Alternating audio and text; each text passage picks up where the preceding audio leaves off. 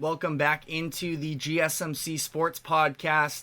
We are now doing the second half of the show solo, and I want to start off here by talking about some of the NBA awards that were handed out over the past few days. We had Victor Wembanyama being named Rookie of the Year, Rudy Gobert as Defensive Player of the Year, and Nikola Jokic as MVP. Really, none of these were all too shocking, but did want to just sort of do a little bit of a recap here and talk about the overall bigger picture with some of this stuff. So Wembanyama wins Rookie of the Year. Again, it seemed like this was a competition up through probably January, maybe even before that, where Wemby did look like a lot more raw version of himself than what we saw, fully formed by the end of the year. And for Chet, the odds were always going to be stacked against him from both the perspective of the fact that he was going up against this generational player, and there was so much buzz around Wembanyama coming into the year. Ultimately, I don't think that it was sort of a media buzz voting in order for him to get this. It was fully earned. He was absolutely incredible throughout the second half of the year especially, and his counting stats would back that up. Averaged 21 points per game along with 10 rebounds, while also leading the NBA in assists, or in blocks, I should say. He added additionally 4 assists with that, but Wembanyama, we already know. We've heard about it a million times, the way that he is going to be a big-time riser, potential face of the league candidate as the years move on here. I do think that the Spurs have a real obligation to him this offseason to be able to put a legitimate point guard with him. The whole Jeremy Sohan experiment, and listen, I'm not as low on him as a lot of people are. I was also never necessarily a believer in him coming into the NBA, but they totally mismanaged him this past year. I understand that he has some qualities that can make him a little bit more of a point forward, archetype, but putting him as the full-on point guard in just, I believe, his second year, unless it was his third, he was on that championship Baylor team, so I believe he was drafted in 2022, but I thought that was just a really poor job. Again, I'm not going to dive into it too much, but there is a little bit of an interesting Greg Popovich conversation in terms of, we just saw Bill Belichick go through, the ups and downs of this post-Tom Brady era, and everybody believes in him as the coach, but can he, the general manager and the person putting these teams together actually come through and be somebody who can lead this next generation? I believe that Popovich has done loads for Wembanyama in his rookie year, so by no means am I trying to tear him down, but I think from a personnel perspective, and I don't know if he has the exact position title of general manager. I'll double check that right now, but we know that he is definitely involved in the decisions now. So Brian Wright is the general manager, but I think that ultimately for Popovich, it is going to be interesting to see whether or not he is able to put together a good enough roster that can maximize Wembanyama's talents. I'm not of the mindset at all of Wemby's going to ask his way out. I know that was a narrative that, frankly, ESPN was pushing a little bit during the middle of the season. Love to see the competitiveness from Wemby, but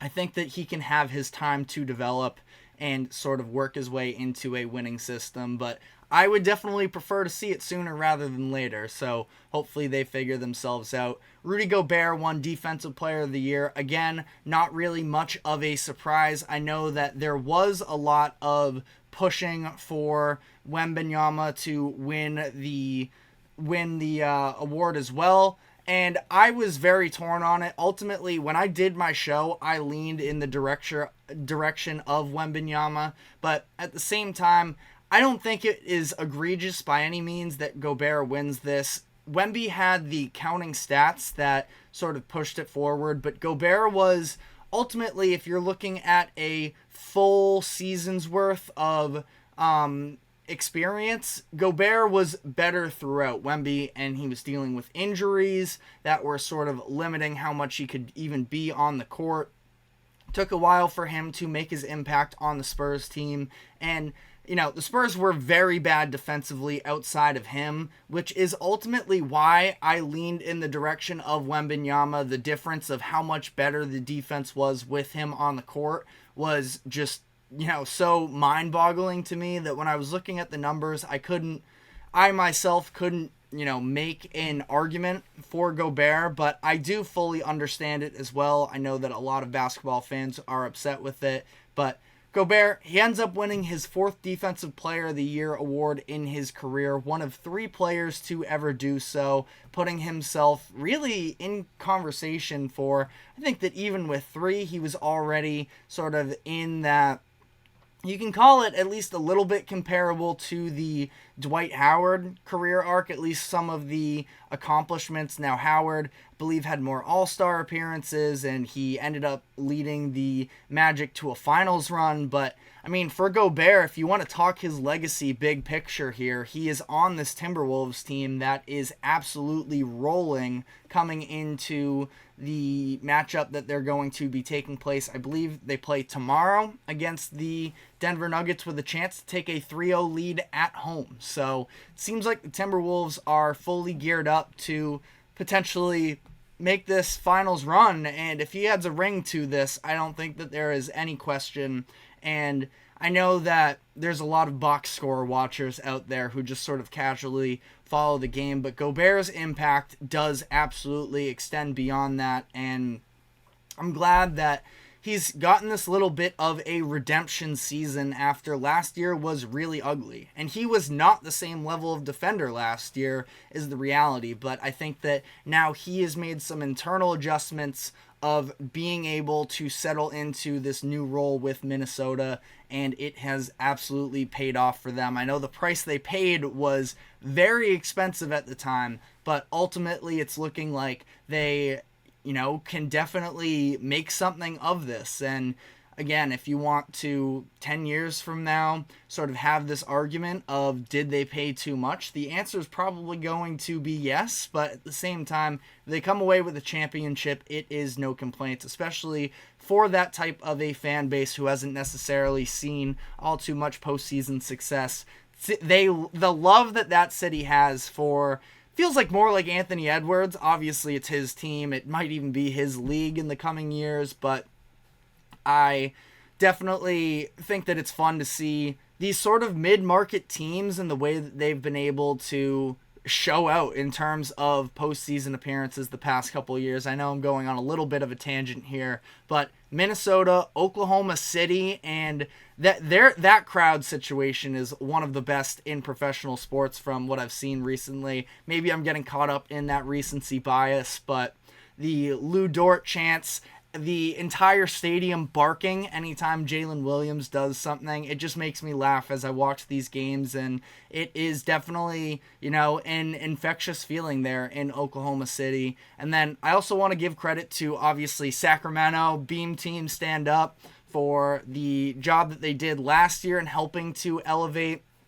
their team. I'll never forget the run that they made in, I forget exactly what game it is, so this is going to be a point that sort of falls by the wayside here, but it was in one of the comebacks that they potentially made. I just remember seeing the crowd so into the game. They were down by 20 points early in the fourth quarter. I believe it was one of the Milwaukee Bucks games. Again, apologize, I don't have it off the top of my head here, but the Keegan Murray chants raining, and they ended up putting together this run. I just feel like Sacramento, they have another great fan base there, and Indiana is the last one that I wanted to shout out. It's fun to see these sort of mid-markets, and obviously the Knicks crowd has been crazy, but that's New York. That was a little bit expected. But final award here that I wanted to touch on was Nikola Jokic winning the MVP. I thought that this was the pretty clear-cut choice, and obviously the fact that he's getting awarded this as the Nuggets are down 0-2 is just another example of the NBA awards. They just need to figure out how to work out this rollout better. Last day of the regular season was April 14th. It was 5+ days until the playoffs officially started. April 20th was the first actual playoff games. We had some play-in games during the week there, but even Thursday was off. Just make it work at some point during that stretch. So the MVP award isn't coming with these artificial asterisks right now because Shea is still in the playoffs and, leading his team to a very solid run, and Jokic just sort of gets looked down upon because of the fact that he is down 0-2 right now.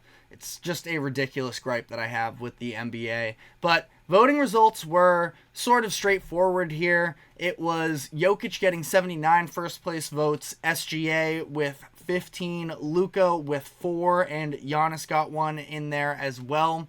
So I know that a lot of people were sort of pushing the agendas of SGA and Luka, and look, they had incredible seasons. Both of them are going to be first-team All-NBA, so it's not like it's any sort of conversation about the fact that they weren't deserving of being in the conversation. But best player in the NBA this year was easily Jokic, and he helped lead his team to just as many wins, if I'm not mistaken, as the Oklahoma City Thunder did. So ultimately you look at that 1 seed, and I think that people sort of overreact to that. They both won 57 games. And yes, Shea gets home court advantage if they were to face off in the in the playoffs here, but I just don't put as much stock into that overall seeding number as other people maybe do.